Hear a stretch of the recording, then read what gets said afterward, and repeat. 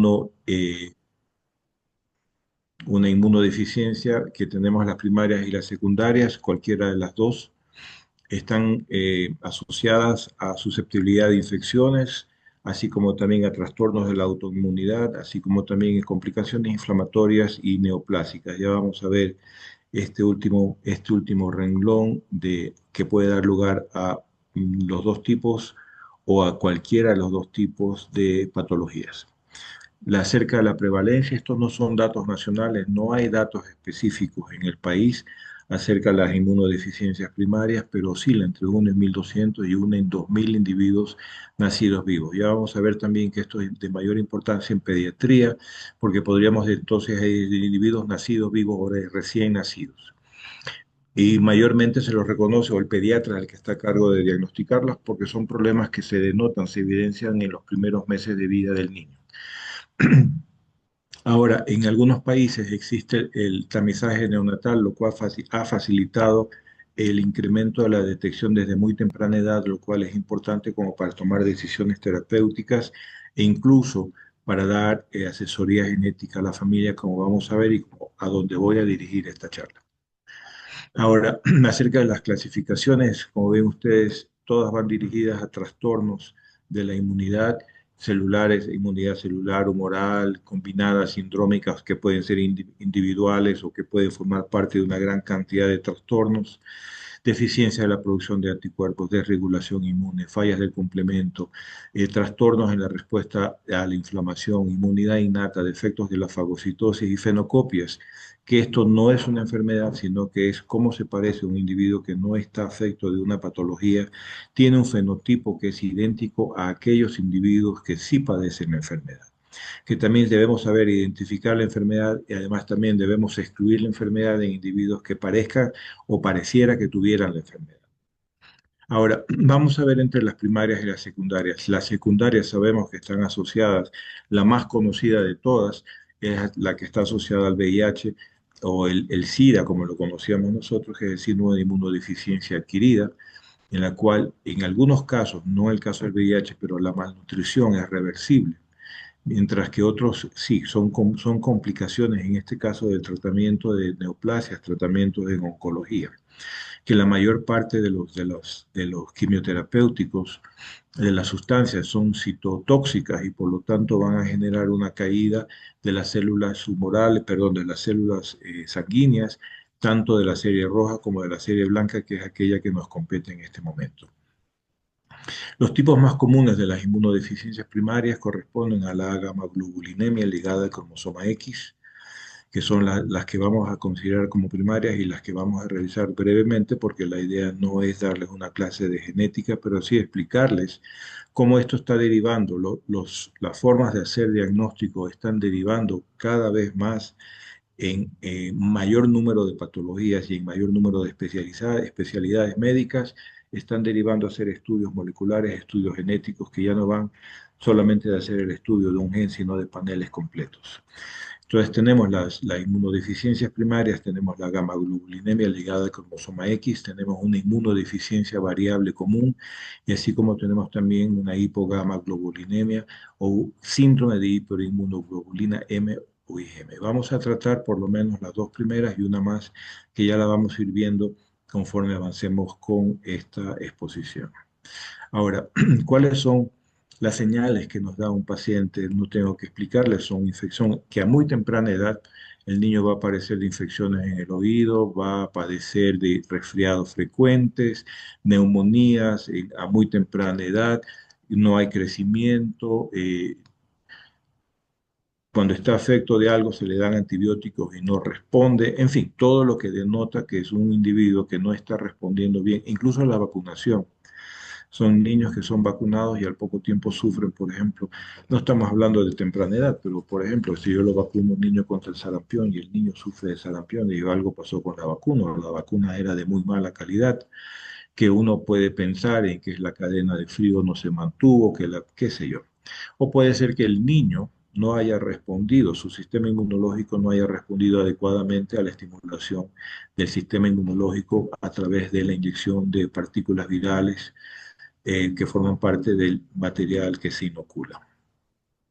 Entonces, todas estas son señales que dan aviso que existe una falla en el sistema inmunológico para dar la respuesta a un estímulo de algún agente infeccioso y por lo tanto va a ser susceptible a la enfermedad causada por ese agente. Y está descrito otitis, neumonitis, sinusitis, etcétera, así como también la susceptibilidad de infecciones oportunistas que no son comunes en individuos que tienen una inmunología completa, así como también tenemos la susceptibilidad a la formación de abscesos por Staphylococcus aureus, infecciones por hongos, que sabemos están asociadas sobre todo a pacientes que tienen una inmunidad frágil.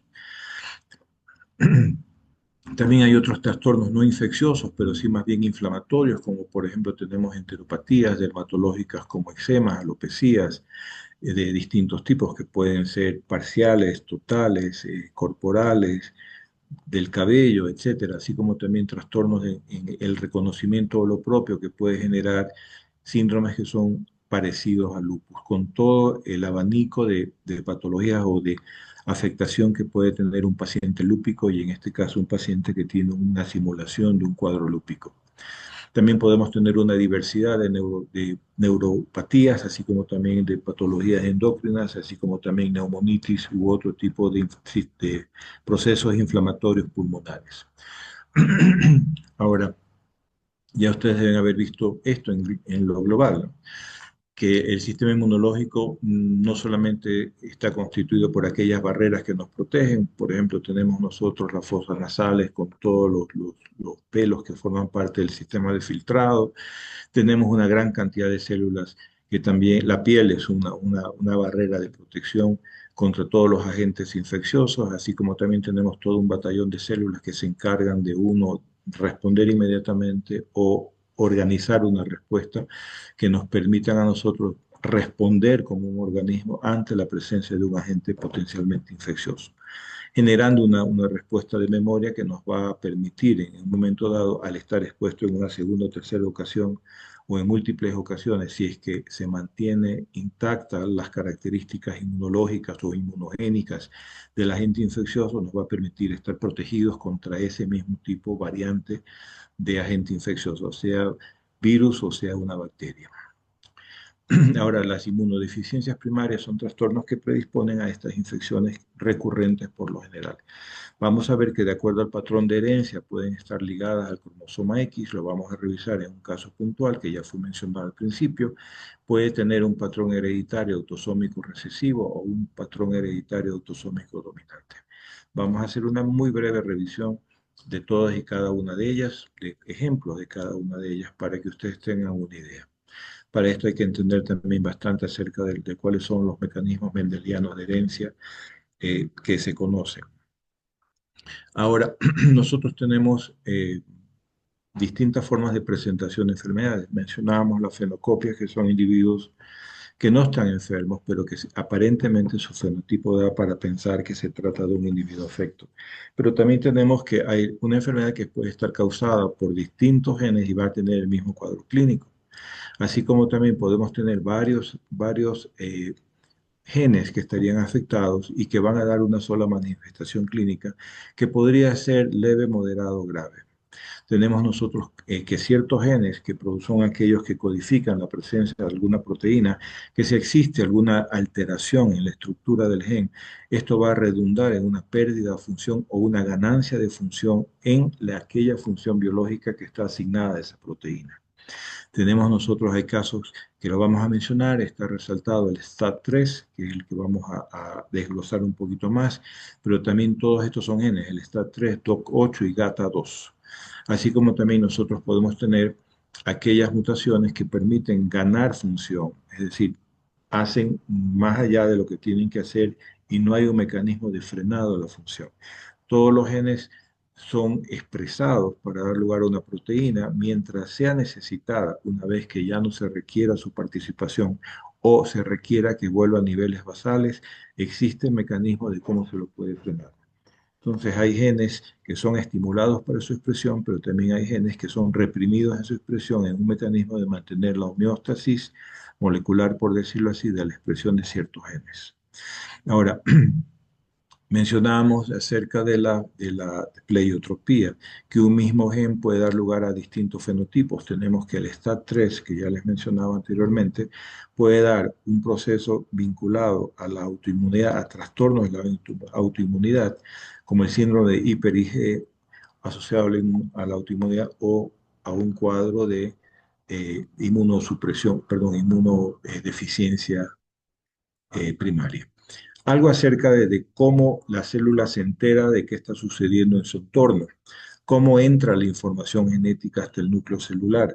Es algo que hay que tenerlo muy claro, que no existe la entrada de un estimulante que vaya desde el exterior de la célula hacia el núcleo, sino que existe una serie de pasos, que primero existe un receptor en la membrana que se une a un ligando, una señal, una molécula señal que se une y desencadena una serie de respuestas internas que se lo conoce como transducción de la señal en el citoplasma para dirigir finalmente la información o el estímulo al núcleo, que es el estímulo que va a generar la respuesta, y esa respuesta va a corresponder a la expresión de un gen específico. Entonces, dicho esto, la mayor parte, mejor dicho, todos los mecanismos de estimulación celular, cualquiera que este sea, o de alteración de este proceso, puede desencadenar en procesos normales o de procesos patológicos. ¿En qué consiste? Y esto es la forma general, común, cómo se hace la transmisión o la transducción de señales a través de la membrana. Nosotros tenemos los ligandos, que son los que se unen a los receptores, pueden ser factores de crecimiento, hormonas o citocinas, se unen al receptor, ingresa mediante un mecanismo de fosforilación, ingresa la señal, fosforilación, entiéndase que tiene que haber consumo de un ATP, como lo pueden ver allí, que se transforma en un ADP, pero ese fósforo es trasladado del ATP a una proteína, y esa proteína que está fosforilada es una proteína que está activada. Esa proteína activada a través de un proceso que se lo conoce como una cascada molecular dentro del citoplasma es aquella que va a llevar el estímulo hasta que finalmente esto va a ser llevado al interior del núcleo. Vamos a ir viendo paso a paso lo que sucede. Estos triangulitos rojos que ven a la izquierda corresponden al ligando. El ligando se une al sitio en el receptor. Se produce la recepción de los receptores, la dimerización, perdón, de los receptores. Se autofosforilan de tal manera que ambos elementos quedan fosforilados y mediante un proceso de fosforilación sucesiva en cascada, yo voy a tener la estimulación que llega al cuadrito que es un color melón que está en la parte inferior, donde vamos a tener la estimulación del crecimiento celular y proliferación. Por otro lado, así como ustedes pueden ver aquí, y esta es la parte interesante, que nosotros en el laboratorio hemos elaborado, en el laboratorio quiero decir, no en mi laboratorio, quiero decir en el mundo, se han desarrollado terapias específicas que cuando existe alguna alteración, por ejemplo, que hay una sobreestimulación o que hay una pérdida de algún dominio de este elemento que atraviesa la membrana y que debería responder exclusivamente ante la presencia o el estímulo de un ligando, puede ser que esté activado sin la necesidad, por una mutación, sin la necesidad de la unión con el ligando y que va a estimular de manera descontrolada la producción de aquellos elementos que van a facilitar el crecimiento celular y la proliferación. Entiéndase, puede degenerar en un cáncer. Entonces existen esto que está con una T, que significa la represión, aquellos elementos que se los conoce como inhibidores de tirosina quinasa, que lo que van a hacer es bloquear la estimulación que está producida por un error en este mecanismo de estimulación. En el caso del STAT3, ¿cuál es su función? Igualito que hemos mencionado anteriormente, el estímulo, que es esta bolita redonda color melón, se une a estos receptores, son los azules, como que lo abrazan. Eso genera un proceso de fosforilación que, como ustedes pueden ver, es traspasado a través de todas estas proteínas en amarillo, que son las STAT3, que terminan en la estimulación de la expresión de esta serie de genes que están en el genoma de la célula y van a producir los siguientes efectos de inflamación, estímulo de supervivencia de la célula, y va a haber una progresión en el ciclo celular y va a haber una proliferación y diferenciación de esas células. Por lo tanto, hay una hiperproliferación que debería ser controlada. como les mencionaba, existen mecanismos de estímulo, pero también existen mecanismos de regulación o de frenado de la activación que se produce aquí. También puede haber silenciamiento de los genes. Este mismo gen de los que estamos mencionando acá o de aquel que codifica por el STAT3 puede estar silenciado. ¿Cómo se puede silenciar un gen? Por ejemplo, se puede producir una hipermetilación de la región promotora. El gen está rodeado de secuencias que estimulan su expresión. Si aquellas secuencias que estimulan su expresión están destruidas, están mutadas, es muy probable que el gen esté silenciado. O puede ser también que se produzca la pérdida de un codón de iniciación, que es aquel que teniendo el promotor intacto, es aquel que señala el punto de inicio de expresión de un gen. Si este codón de iniciación que corresponde a una metionina, una secuencia AUG, está destruida, pues simplemente la maquinaria celular no va a lograr identificar dónde se inicia o dónde debe iniciar la expresión de ese gen. También podemos tener proteínas truncadas, proteínas que deberían tener, por ejemplo, 60 aminoácidos, pero porque se introduce por una mutación un codón stop, que son secuencias específicas, UGA es uno de ellos, por ejemplo, que le indica a la célula que es donde termina esa proteína, se introduce esa secuencia por una mutación, significa que esa polipéptido no va a tener los 60 aminoácidos, sino que va a tener una cantidad menor. Y esto es como un tendedero de ropa, por decirlo así. Si es que me queda corto el alambre, no llego al otro extremo y no voy a poder cumplir la función. Yo siempre lo digo que en el caso, por ejemplo, del citoesqueleto, yo puedo tener una carpa de circo, está armada, templada, y tenemos nosotros ciertos pilares que son los que sostienen la carpa. Si por algún defecto, por ejemplo, en uno de los pilares que queda muy corto o queda muy largo o una de las cuerdas no es suficientemente larga, la carpa se cae. Igual sucede acá. Además, también en el camino de la proteína, cualquiera que ésta sea, hay puntos de interacción en esa misma proteína. Toma una configuración tridimensional y existen puntos en esa proteína que interactúan con otros elementos. Elementos que en conjunto permiten su acción, así tenemos los genes supresores de tumores o las proteínas que se generan de la expresión de los genes supresores de tumores, que al carecer, por ejemplo, de uno, hay la pérdida de exones, que se llama skipping, en donde se delecionan estos exones, ese segmento que era el que tenía que funcionar haciendo determinada actividad celular está delecionado, pues simplemente la proteína no va a cumplir su función.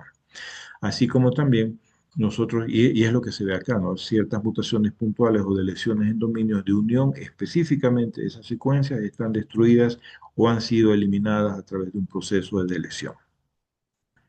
Entonces, también puede haber ganancia de función. Significa que yo tengo la unión del ligando y comienza esto, una hiperfosforilación, o se mantiene la fosforilación de tal manera que estos genes que mencionábamos en una diapo anterior, que es esta que está aquí, algunos de ellos, ¿eh?, van a estar sobreexpresados. Tenemos, por ejemplo, en el caso del SOX3, es un supresor de la señalización de la citocina, y IL-10 limita la respuesta inmune del huésped.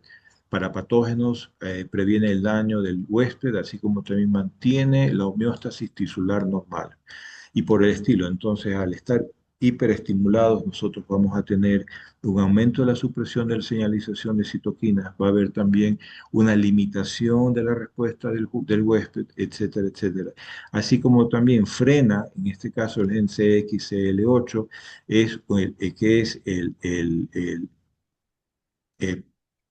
una sustancia, una citosina, sería que atrae a los neutrófilos muy potentes y que juega un papel crucial en la respuesta a agentes infecciosos.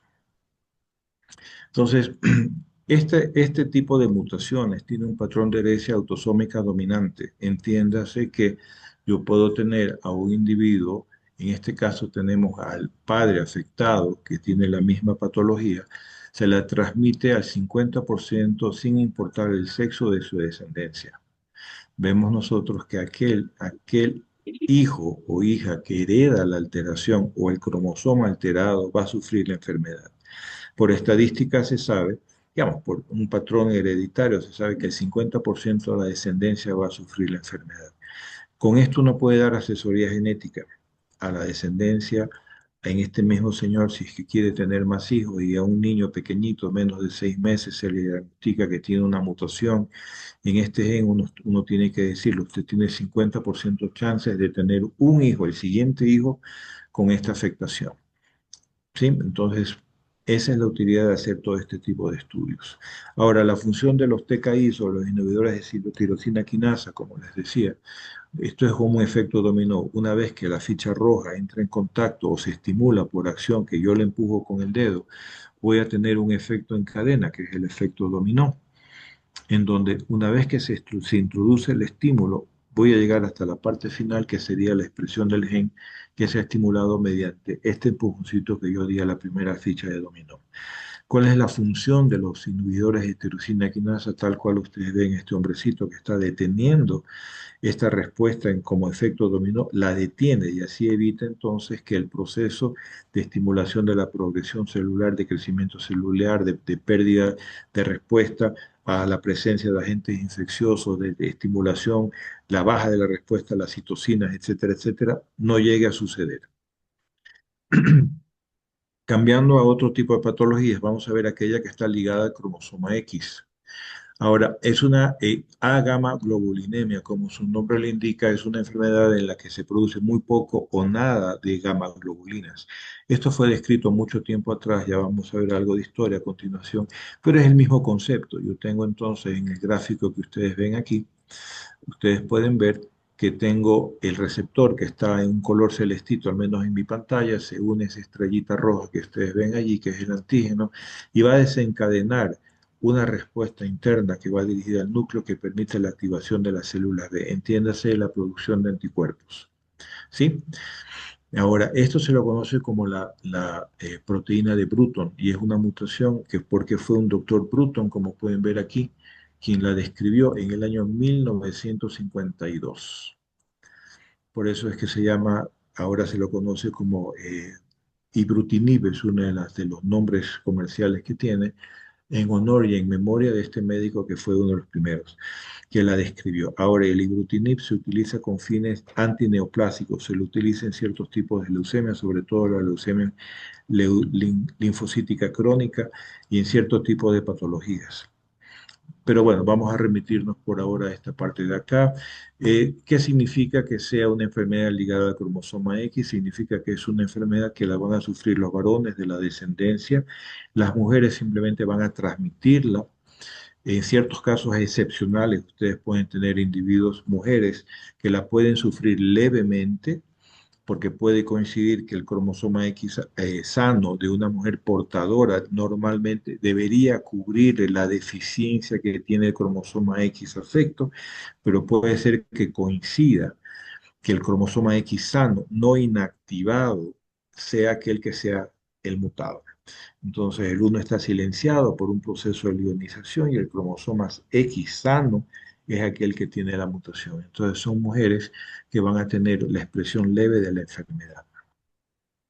Sin embargo, se la describe como una enfermedad propia de los varones, igual como que si se tratara, estuviéramos describiendo una hemofilia. Algo del cromosoma X, ustedes pueden ver ahí, el cromosoma X es uno de los que mayor cantidad de material genético, entiéndase, mayor número de genes tiene. Ustedes ven que está dividido en un brazo corto y un brazo largo y está dividido en regiones y subregiones, que es el primero, los cuadros más grandes son las regiones y los cuadros más pequeños son las subregiones y luego tienen las bandas, que son las que están más cercanos al gráfico que está sobre la izquierda. Cada una de esas bandas representa o tiene como localización algunos de los genes que son de importancia, el que a nosotros nos interesa, está localizado, como ustedes pueden ver ahí, en el cromosoma X, brazo largo sería Q, región 2, subregión 2, 1, que es la localización cromosómica del gen de la gamma globulinemia, que correspondería a aquel que fue descrito por Bruton, que apenas se lo identificó, fíjense ustedes, estamos hablando del 52, en el año 72 se describió su localización. Bien, ya lo mencioné algo, la herencia de la XLA, la A-gamma globulinemia, parece trabalenguas de Bruton. y podemos ver nosotros aquí, la localización puede variar de acuerdo al texto. Yo la había hecho 221, aquí la han puesto como 21. Ustedes tienen los dos cromosomas X de una mujer portadora y tienen a un individuo varón que tiene la alteración y es aquel que va a estar afectado. Lo mismo ocurre, les decía, en hemofilia A, hemofilia B, seguirá los colores, frágil X, distrofia muscular de Duchenne, con la diferencia que la distrofia muscular de Duchenne se debe a una alteración no del brazo largo, sino del brazo corto. Ahora, esta es un poco más compleja, que es la inmunodeficiencia combinada grave, en donde yo tengo individuos que no tienen la estimulación normal que tiene que haber para que se produzca la proliferación de células B con la producción de anticuerpos. Simplemente tienen un decrecimiento en la respuesta inmunológica y por lo tanto el individuo no puede luchar contra las infecciones. Se conocen alrededor de 20 genes que están asociados a la inmunodeficiencia combinada y se la conoce como ESID. La más representativa de ellas, por dar solamente un ejemplo, es la que está asociada a la deficiencia de la 5-adenosina que es una enzima que se encarga de convertir la adenosina monofosfato, que no solamente corresponde al ATP, que es el que porta la energía intracelular, sino que también es un elemento constitutivo del ADN. Permite entonces la desaminación, convirtiéndola en inosina monofosfato con la liberación de ese grupo amino que ven en la parte superior con una flechita torcida, una flechita torcida, y es la que va a permitir que el proceso continúe para que sea eliminado como ácido úrico a través de la orina. ¿Cuál es el patrón de herencia que tiene la deficiencia, la ESID asociada a la a deficiencia de 5-adenosina? Tiene un patrón autosómico recesivo, lo cual significa que padre y madre no sufren la enfermedad, pero sí portan un gen defectuoso. Uno de sus dos genes, de los dos alelos, está afectado y es aquel que va a ir a dar a uno de su descendencia. Por lo tanto, vamos a tener que los chances son de un 25% de tener un individuo totalmente sano, un niño totalmente sano, tienen un 25% de tener un niño que sufra la patología, así como también vamos a tener 50% de tener descendencia que sea portadora. Al fin del camino yo voy a tener 75% de descendencia que no presentan ninguna manifestación clínica y un 25% que va a tener un cuadro de inmunodeficiencia combinada grave. ¿Qué sucede? ¿Cuál es la patología molecular por la que atraviesan estos pacientes? Nosotros tenemos que al no tener este mecanismo de conversión para deshacernos de los desechos, por decirlo así, vamos a tener una acumulación de adenosina y de desoxiadenosina que van a aumentarse dentro de la célula. A propósito, la localización del gen de la 5-adenosina en el 20. Conociendo esto, sabemos entonces que es el brazo largo en región 1, región 3, hasta la parte terminal. Entonces, ¿qué sucede? Que se convierte el ATP, se acumula como un desoxi ATP y que es tóxica para la ribonucleótido reductasa, que es aquella que se encarga normalmente de sintetizar nuevo DNA o nuevos nucleótidos y por lo tanto no va a permitir la síntesis de nuevo ADN ni de nuevo ARN porque simplemente no lo puede utilizar para formar parte de la estructura del ADN y el ARN. Y se vuelven tóxicos para la célula y aparte de eso que interfiere con la función porque no puede sintetizar nuevas células T. Entonces, el exceso de ATP interfiere con las vías metabólicas cruciales, como la síntesis de ADN al inhibir la RR, esencial para la producción de nucleótidos necesarios para el desarrollo de linfocitos y otras células inmunitarias, causando la alteración de su función de acumulación de toxinas que conducen a la linfotoxicidad. Esto lleva, obviamente, a que si no se están multiplicando las células T, ¿qué va a bajar? Va a haber una leucopenia, una linfopenia puntualmente.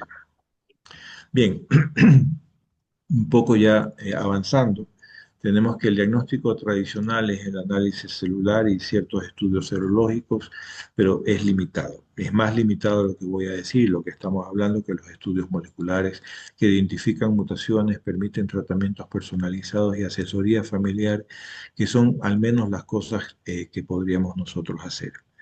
No, no puedo decir que esto es un examen ni barato ni que está disponible en todas partes, pero existe la posibilidad de hacerlo. Fíjense ustedes, existen paneles que pueden llegar hasta más de 575 genes que están asociados a inmunodeficiencias primarias y que en ciertos casos donde sospechamos y que pensamos que existe una inmunodeficiencia y que no encontramos mutaciones en este panel de casi 600 genes, podríamos llegar a un exoma completo que corresponde a todos los genes que se expresan en un individuo.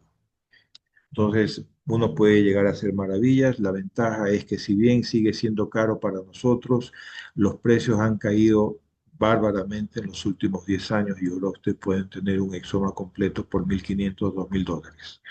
Obvio, no es dinero que está en el bolsillo de todo el mundo, pero existe la posibilidad de poderlo hacer. Entonces, eso se conoce como secuenciación NGS o Next Generation Sequencing, porque no solamente nos da más precisión, sino que ahora lo podemos hacer de manera muy rápida. Esto es teórico. Normalmente lo que ofrecen las casas comerciales, cuando uno le quieren vender el equipo y vender la tecnología en 24 horas, usted tiene un examen completo. Pero no es así, porque esto no solamente tiene que ser secuenciado, sino que esas secuencias tienen que ser analizadas. En general, nos aumenta la capacidad diagnóstica, la eficiencia diagnóstica hasta casi un 40%. Es decir, podemos llegar a un diagnóstico de una inmunodeficiencia primaria en un individuo. Ahora, esto se ha incrementado, decíamos, por el tamizaje neonatal y esto es mediante el utilización. No sé si se está haciendo en el país el análisis por tamizaje, perdón, de la población recién nacida de inmunodeficiencias, pero se lo hace a través de la identificación de TREX, que son círculos de edición de los receptores de células T, que suena complicado, pero tiene fundamento, porque en los recién nacidos, en los primeros meses, se están generando las múltiples combinaciones para dar lugar a los distintos tipos de anticuerpos. Nosotros no es que tenemos capacidad limitada, normalmente no tenemos una capacidad limitada de la producción de anticuerpos, sino que tenemos un sistema inmunológico versátil, de tal manera que no importa cuántas veces estemos sometidos a distintos agentes infecciosos, por decirlo así, inmunógenos de cualquier tipo, parasitarios, virales, incluso tumorales, nosotros estaríamos en capacidad de generar anticuerpos a través de esta múltiple combinación de elementos que se los conoce como TREX, que son cómo se recombinan los elementos que forman parte de las inmunoglobulinas y que pueden ser detectados a través de métodos, entre comillas, sencillos de laboratorio, que es lo que me permite establecer un umbral en un niño recién nacido para determinar si es que el individuo está produciendo muy pocos TREX o si un individuo recién nacido tiene niveles normales de TREX, lo cual significa que su sistema inmunológico se está madurando como para poderlo capacitar para defenderse de las infecciones o de todos los inmunógenos a los que uno esté expuesto. Si esto falla, y es un gráfico, no espero que le preste mucha atención, pero simplemente para que ustedes vean, esto es un TREC y están los distintos elementos, las regiones variables, las regiones del joint, o sea, y ven aquí ustedes con un poco de buena voluntad, pueden ver en la parte central cómo se recombinan la región VDJC, etcétera, etcétera, y establecen una forma circular con variables tomadas de cada uno de estos elementos que forman todas las Profe, variantes quería de anticuerpos. imágenes ocultas. Ana Castillo, dígame, continúo. Entonces, esto se hace en este equipo, que es un secuenciador automático, lo tenemos en el hospital donde yo trabajo, el Hospital de Solca, Matriz, Guayaquil. Esto es un secuenciador de alto rendimiento, es un NextSeq, donde podemos hacer hasta exomas clínicos y estamos incorporando muchos de estos paneles, no tanto en la parte inmunológica, porque al tratarse de un hospital de cáncer nos centramos más bien en patologías oncológicas, ¿no? Donde nosotros podemos trabajar con paneles que pueden tener miles de genes. Ojo, el genoma humano está constituido por alrededor de 22.000, 25.000 genes. y yo podría secuenciar 1000 genes por lo menos de un día para el otro. Ahora, los paneles, ¿y cuál es la robustez, como quien dice, el poder que nos da este tipo de tecnología? Es simplemente que yo puedo secuenciar todos los paneles, puedo trabajar, por ejemplo, en DNA extraído, puedo trabajar con material fijado en parafina. En fin, y el proceso, si bien para nosotros es sencillo, que tenemos algo de experiencia, de experticia en esto, trabajamos extrayendo el material genético NGS, pues, es lo que está en el centro, que es la máquina, como quien dice, pero luego la máquina bota una serie de resultados que no son interpretables por los humanos. Nosotros tenemos que curar esa información, que significa que es analizarla, eliminar aquello que no es relevante para el caso y trabajar con una nube que tiene las secuencias normales de todos los genes, finalmente hacer el reporte y llegar al paciente. En este caso se trata de un paciente con cáncer, pero es cualquier tipo de paciente porque el paciente tiene que recibir información que le sea útil para su caso. En este caso, si es un adulto, estamos hablando que su hijo con una inmunodeficiencia y decirle, señor, usted tiene este tipo de patologías y darle toda la asesoría genética que corresponda. Creo que eso es, el algoritmo diagnóstico básico, un poco revisando toda la secuencia, la sospecha clínica, hemos visto cuáles son las señales que recibimos, exámenes de laboratorio, se piden pruebas específicas y para poder complementar o llegar al nombre y al apellido completo de la inmunodeficiencia, llegamos a las pruebas genéticas, ¿no? Las inmunodeficiencias, como vemos nosotros, no son patologías infrecuentes. El diagnóstico temprano es lo que nos da la capacidad de ofrecer un mejor diagnóstico. Además, también hay herramientas en laboratorio no convencional todavía, aunque la biología molecular se está volviendo convencional dentro del laboratorio no convencional. Cada vez más laboratorios tienen como parte importante áreas de biología molecular para definir específicamente cuál es el tipo de inmunodeficiencia primaria y para poder dar la consejería a padres y a los familiares, considerando que los niños son los que las más sufren y es muy difícil, o sea, no tiene sentido decir que uno le va a dar consejería genética al paciente. Bien, creo que será todo. Y nada, les agradezco mucho la atención y espero no haberlos confundido tanto. No, doctor Juan Carlos, una clase muy eficiente, muy nutritiva, diría yo, para nuestro argot. Es un gusto haberlo podido saludar y haberlo tenido presente en nuestra conferencia. Eh, Ahora vamos a pasar a un, a un pequeño sorteo que nos ofrecieron de una casa comercial, de una capacitación justamente para manejar las enfermedades autoinmunes. Y a lo mejor también está dentro de esta capacitación lo que usted nos acaba de mencionar sobre las inmunodeficiencias primarias, como nos mencionaba el conferencista de ayer, pues no es que sea muy poco frecuente, sino que ha sido mal diagnosticado, quizá no ha podido ser diagnosticado, ¿no? El paciente con estos tipos de enfermedades. Entonces ahora con la tecnología, y mire como usted ahora nos alimenta con esta nueva información, pues de que con la genética se ha avanzado tanto en el diagnóstico para poder ayudar tanto al médico para que dirija su terapia como a los pacientes para que puedan manejar su, su enfermedad. Sí, bueno, en general a eso iba dirigido, ¿no? Que el mundo está cambiando, mientras más buscamos, más encontramos, y todo es sobre la base de tener más herramientas diagnósticas y gente que esté capacitada como para dar buen uso también de esas herramientas diagnósticas. Yo te agradezco, Iliana, agradezco a todos y bueno, los felicito y que haya un feliz ganador. Me despido. Le agradecemos muchísimo, doctor Juan Carlos. No sin Pasen antes bien. desearle que tenga un feliz fin de semana. Muchas Muchas gracias. Saludos gracias. a todos. Chao. Gracias.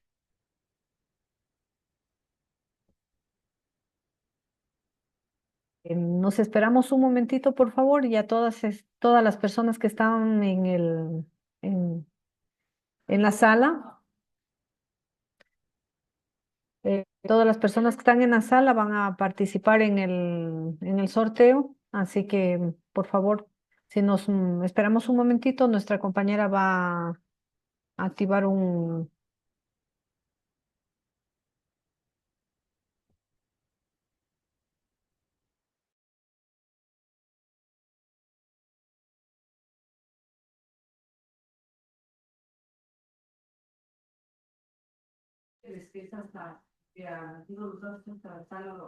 Ya, bien, el sorteo se realiza únicamente con las personas que ingresaron hasta las 4:15, porque ya las últimas personas que se están adhiriendo ya de último ya no son consideradas para el sorteo. De igual forma, al momento que se nombre al ganador, tendrá que como mínimo activar su micrófono y decir que está presente. Si no, tiene 5 segundos, si no, caso contrario, se vuelve a hacer el sorteo. Bien, empezamos. Comenzar.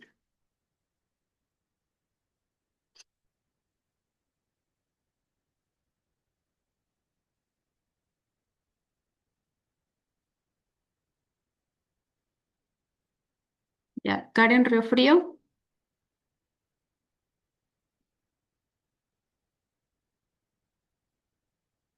Karen Riofrío.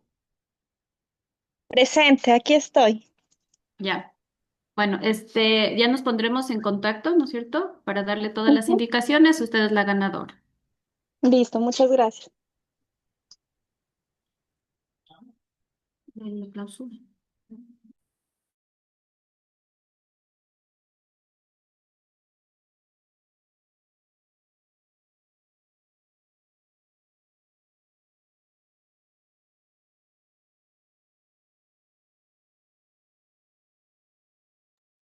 Por favor, nos esperamos un momentito para la clausura.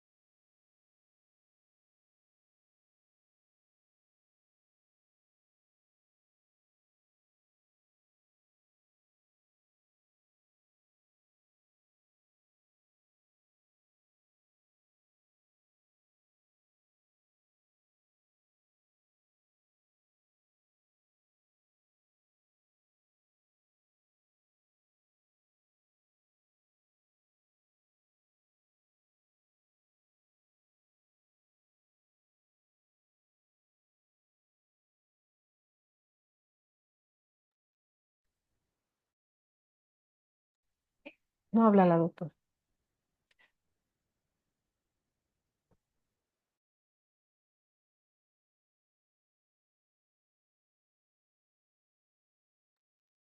Antes de dar paso a la parte final del curso, les queremos dar unas pequeñas indicaciones. Por favor, hay una encuesta de satisfacción que también, por favor, les queremos rogar que nos la den llenando,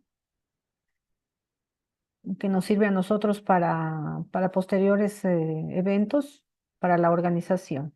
Les agradecemos de antemano.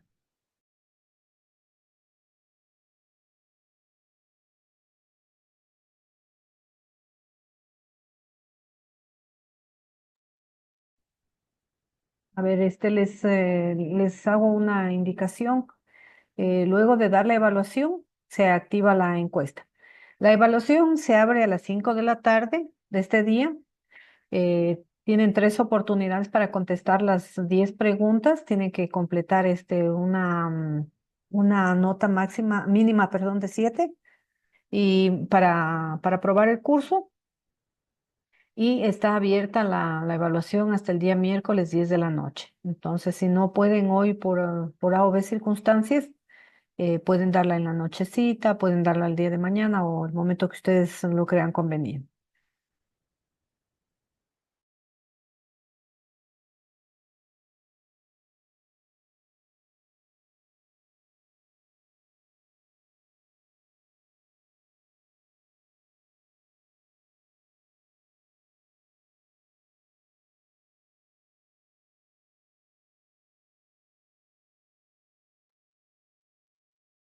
En este momento vamos a Bueno, escuchar vamos a escuchar la intervención de nuestra directora de la carrera para la clausura del acto.